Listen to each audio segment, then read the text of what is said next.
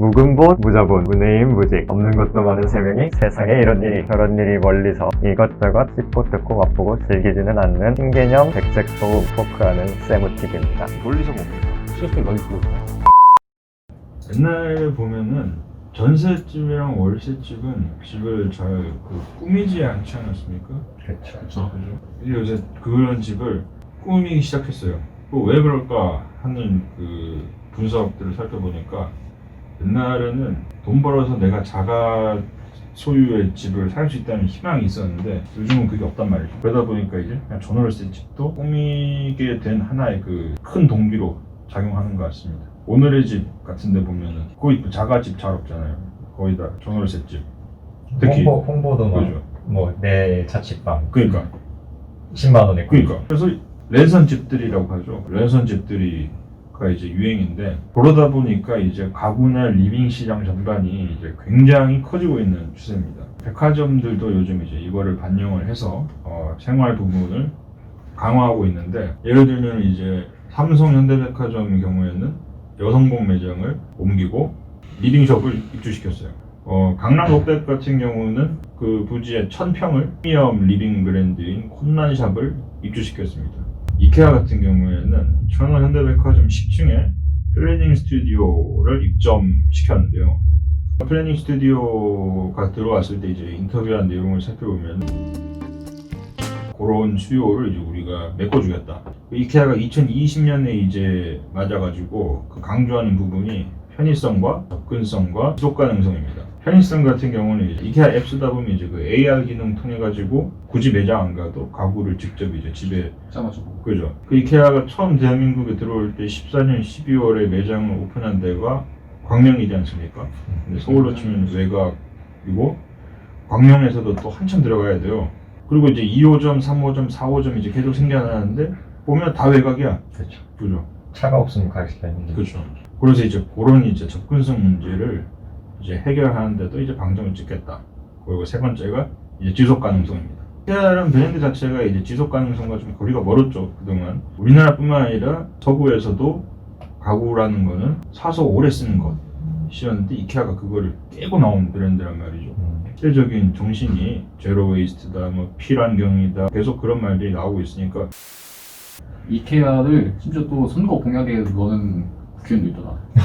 이케아 입점? 응. 어느 지역 봅니까? 계룡. 계룡? 응. 게리롱 프리롱. 그래서 이케아가 지금 이렇게 이제 방점을 찍고 대한민국을 지금 공격적으로 공략하고 있는데 국내 기업들이 이제 가만히 있지 않잖아요. 또 한샘이 가장 크죠. 국내는 리바트가 현대 거죠. 그리고 신세계 까드미아 요 세 개가 이제 연합해가지고 이케아 기흥점 세워진 그쪽에 리빙 파워 센터라는 걸 오픈했어요. 리빙 파워. 이름이 좀 짜치는 것 같아.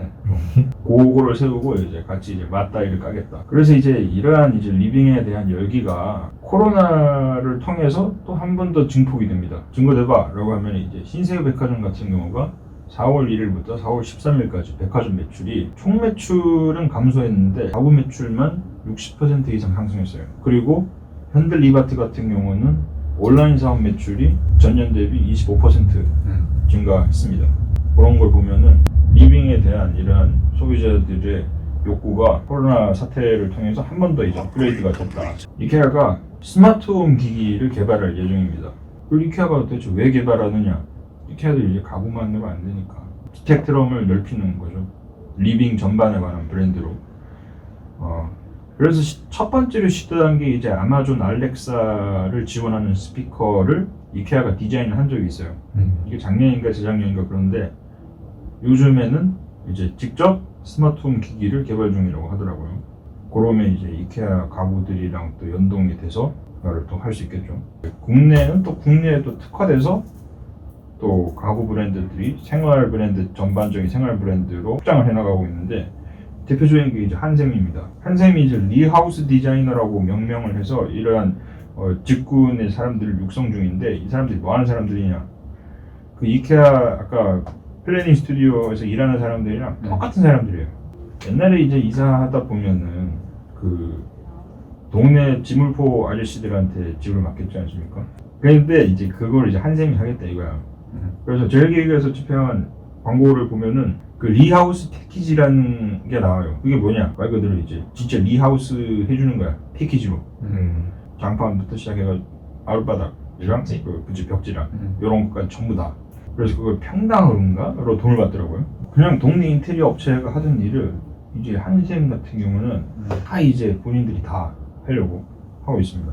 가전제품 브랜드도 이제 이런데 이제 손을 댄다라고 느낀 게 LG는 지인 고기 매장이랑 LG 베스트샵이 LG 지인이랑 점포를 같이 여는 추세예요. 가구와 가전에 대한 해결을 동시에 하는 거죠. 좀 통계를 보면은 리모델링 하는 그 집의 98%가 가전도 함께 구매한다라고 하더라고요. 이게 생각보다 굉장히 그 비율이 높은 통계라고 생각하는데 옛날에는 가전 자체를 돋보이게 하는 디자인이 유행이었다면 가전에 막 그 꽃무늬 박혀있고 막 김치냉장고만 봐도 그잖아. 그러니까 그런 가구가 이제 가구와 어울리는 가구 가전으로 이제 간 추세입니다. 트렌드가. 그래서 이제 예를 들자면 비스포크 냉장고라든지 네, 그죠. 그죠. 그리고 그 삼성의 더 세리프 그런 그 가구를 다루는 가전들이 굉장히 많이 나오고 있는 추세입니다. 그리고 또 하나 얘기를 하자면은 빈티지 가구가 또 인기가 있어요. 이태원 가면 그 빈티지 가구 거리를 가본 그죠. 보면 아시겠지만 빈티지 가구의 특징이 시간이 지날수록 비싸집니다. 그래서 빈티지 가구 같은 경우도 젊은 층이 굉장히 많이 찾고 있는 추세다. 그래서 이걸 편집샵 같은 데서도 많이 팔더라고. 그리고 이제 끝으로 리퍼브 가구 제품이 등장하기 시작했어요. 리퍼브 제품이 요즘 굉장히 인기를 끌고 있는데 가구에도 이제 리퍼브 제품이 나오기 시작했어요. 이케아가 이걸 제일 먼저 스타트를 끊었는데 뭐 다른 곳들도 다 같이 하는 추세다. 가구는 좀 의외다. 왜냐면 가구 딱 흠집나면 안 되잖아. 그러니까 소파도 집에서 소파에 흠집 나와. 갖다 버리지 바로. 갖다 버린다고요? 소파에 훔치는 것 같아요. 리퍼브 제품이 뭐야? 리퍼브 제품은 롯데백화점 같은 경우는 리퍼브 제품만 모아놓은 매장을 또 열게 됐죠. 코로나를 맞아가지고 리퍼브 제품의 인기가 또 떡상하고 있는데 왜 그러냐를 살펴보니까 재택근무, 온라인 수업 이게 많아지다 보니까 노트북에 대한 수요가 많아져요. 그러다 보니까 리퍼브 제품이 인기다. 좀 싸게 구하려다 보니까 네. 리퍼브 제품까지 찾아가게 되었다. 너무 비싸. 저 제품이.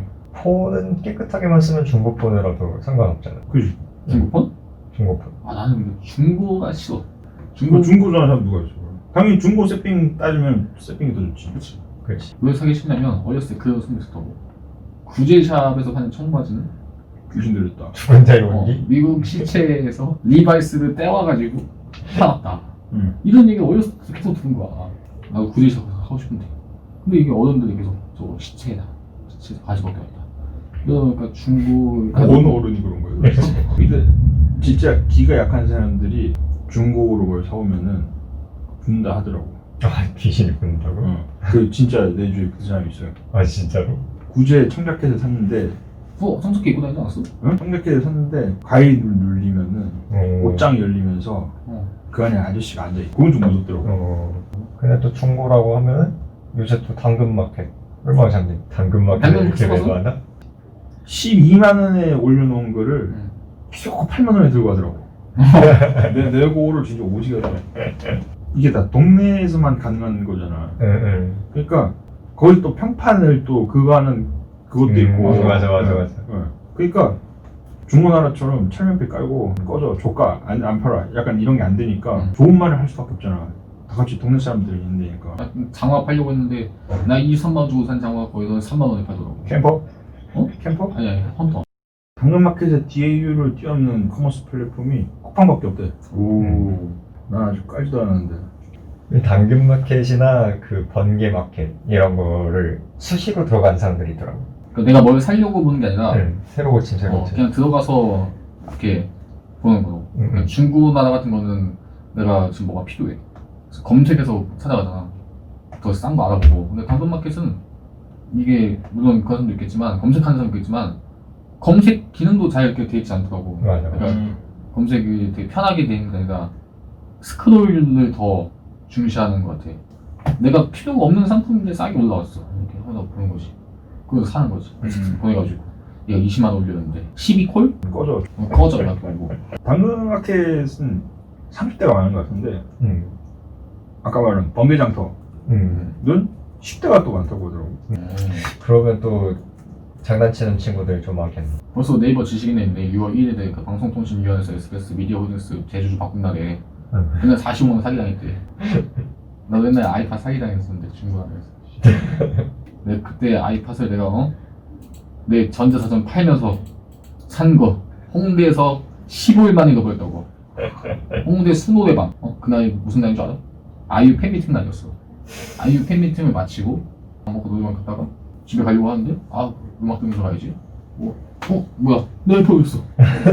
이씨 노래방에 두고 왔나? 노래방 찍어왔어. 저 혹시 여기 그 아이팟 못 보셨어요? 아이팟 터치 3세대란 말이야. 3.5세대. 그래서 못 봤대. 혹시 아이폰 찾니? 아이폰 아니고 아이팟인데? 나왔어. 그 집에 와서 진짜 곰곰이 생각해봤지. 아니 그 새끼 왜 아이폰을 먹었지? 굉장히 화가 나서 중고나라에서 샀지.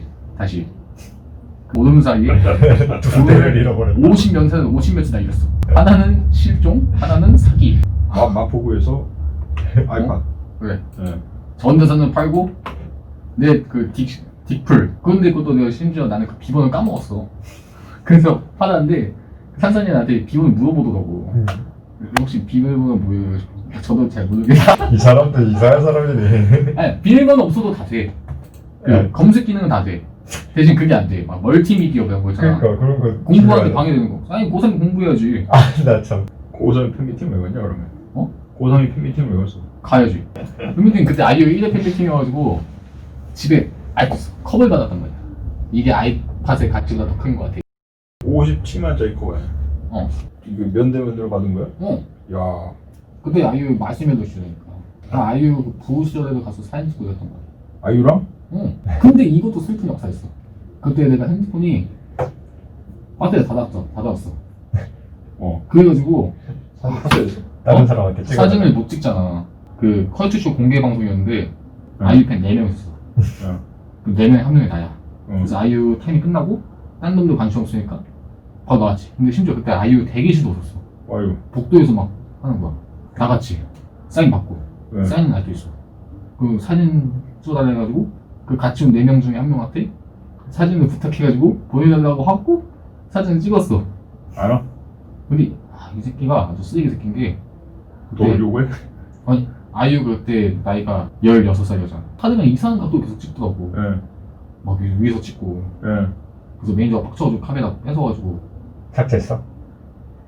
아마 경찰서에 가지 않고 메모리칩 빼가지고 다 삭제했어. 아픈 추억이 있었다. 그게 내 첫 아이유 공방이었는데 그때 이후로 팬미팅 팬사인회 많이 갔지만 콘서트도 가고 하지만 2번 다시 사진 찍을 기회는 없었어. 아이팟으로 시작해서 아이유까지. 어쨌든 오늘의 집과 자취생들 그리고 명품 리빙 샵과 리빙에 대한 관심 예. 약간 이제 소비자층이 다르잖아요. 예. 그 둘 다에게 지금 리빙이란 게 다 화두가 되고 있는 건지. 뭐 둘 다 이거 하느라고 볼 수가 있겠죠.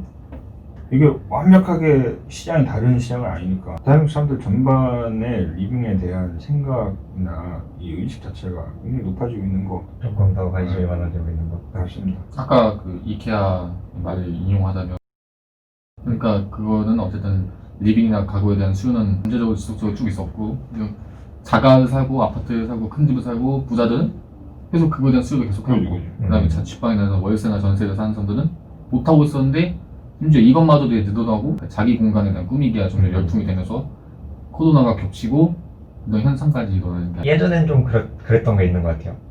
조금 더 넓은 방 좋은 집으로 갔을 때 뭐 꾸며야지. 그러니까 근데 거기에 머무르면 눈이 낮아진다. 안목이라는 게 없는 상태에서 그런 상황을 맞닥뜨리면은 이제 그 체리색 몰딩이나 이런 디자인들이 나오는 거 아니야. 근데 이제 전반적으로 다 같이 안목이 높아지면 이제 좋은 거지. 사실 10몇 년 전만 해도 체리색 몰딩이 유행이었는데 지금 그걸 흑역사라고 생각하잖아 사람들이. 그런 걸 보면은 모든 시장은 프리미엄 쪽에서 시작을 해서 점점 이제 분화가 되기 시작하고 지금은 좀 양분화되는 것 같아. 프리미엄은 프리미엄대로 가고 저가는 저가대로 또 가고 중간은 좀 없어지는.